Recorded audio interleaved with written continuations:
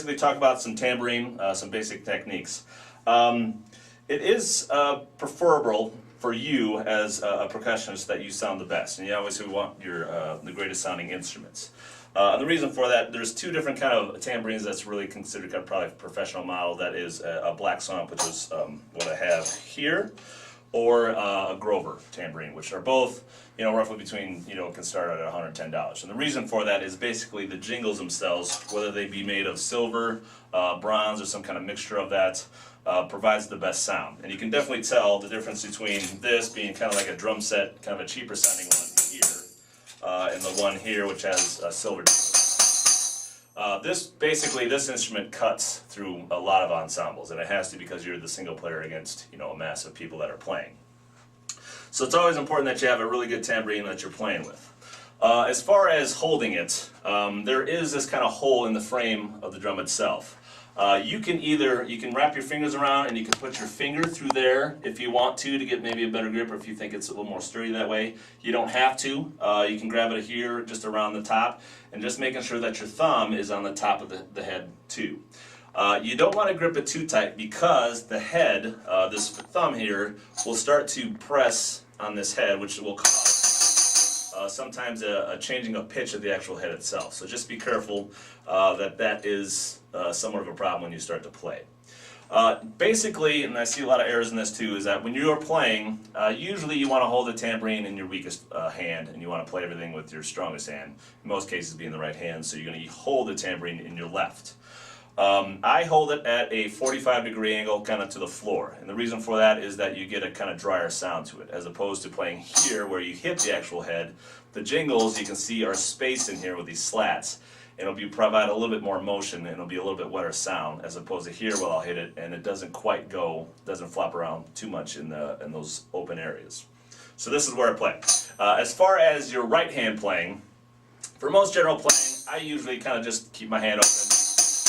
You play chord notes, 8 notes, however fast you can actually play in your right hand.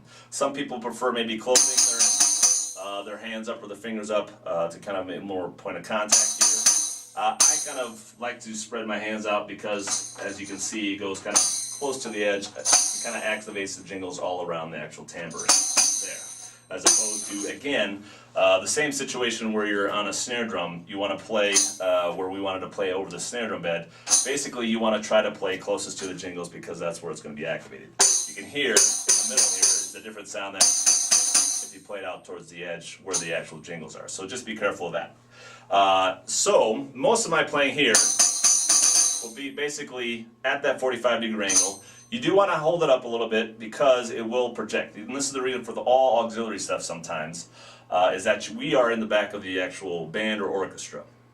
So if you have your stand up where you're supposed to be, and the conductor, you can see everything, having it down here, the sound will basically travel into either the stand or the people that are sitting in front of you, in which case it'll get muffled. And the same thing with triangle and everything else is you kind of want to hold it up a little bit so your line of sight, this is very important, is that you can see where you're playing, you can see the music, and you can see the conductor all in one line of sight as opposed to looking around and down. So that is the most important thing, is just keeping up in there. So that's one way to do it. There's two different, and this is, a tambourine can have a whole lot of techniques that you actually use, probably more than any of the auxiliary instruments. So when you ever have to do rolls, any kind of rolls that you have to play, there's two different ways you can actually do it. You can either do a shake roll, which is basically going back and forth this way, rotating your wrist very fast in order to get a sustained sound. And this is very adept to probably a lot of loud playing. So if you didn't have that forte, mezzo forte and above, you can usually kind of just shake it here and get a good kind of roll sound to it. Sometimes you can accentuate the beginning of it by taking your right hand, hitting it first, which is sometimes, if you have an accent at the beginning of the roll, that sometimes helps. Or you can finish it that way too.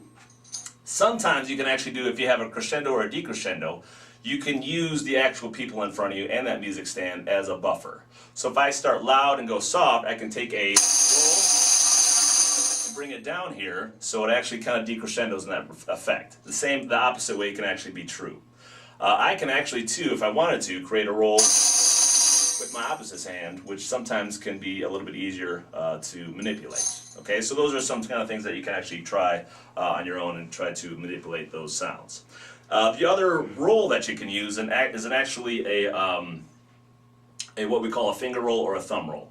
The reason for that is if you have basically a tambourine with a head like this, usually it'll come with some sort of beeswax. I'm not sure if it's in here.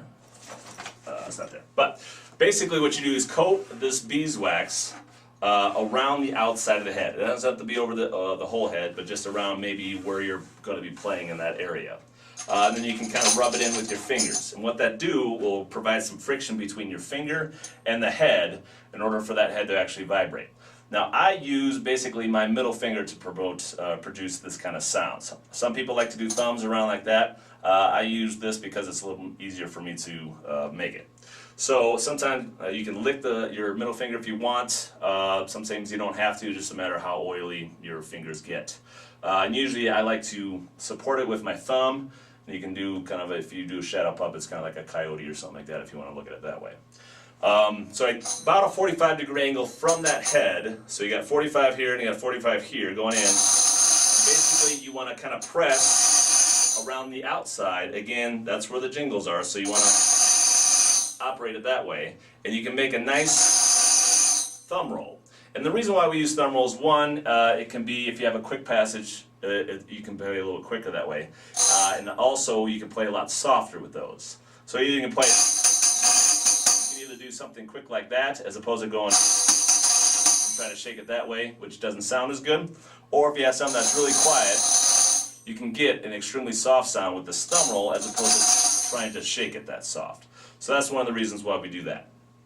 Now, a couple other techniques you can use is if you have a passage that's really fast, like 16 notes, and you can't quite get the speed that you want from your right hand, you can do one of two things. You can use a chair, just grab any chair that you want and put your left knee up here. Now take that tambourine and probably where that hole is at, put it into your gut and kind of lean over and kind of place it and leave it in that general area. And you can actually use both hands now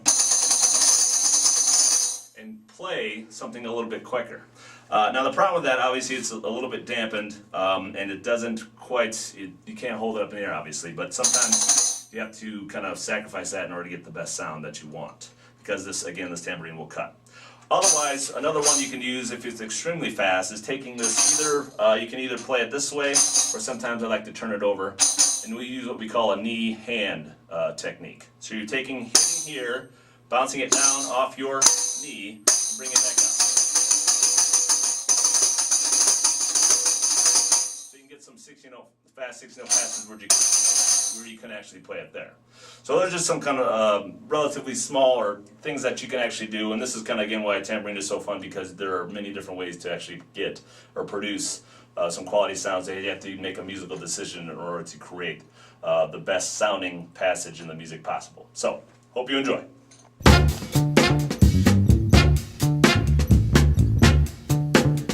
Watch me! Watch me! I got it!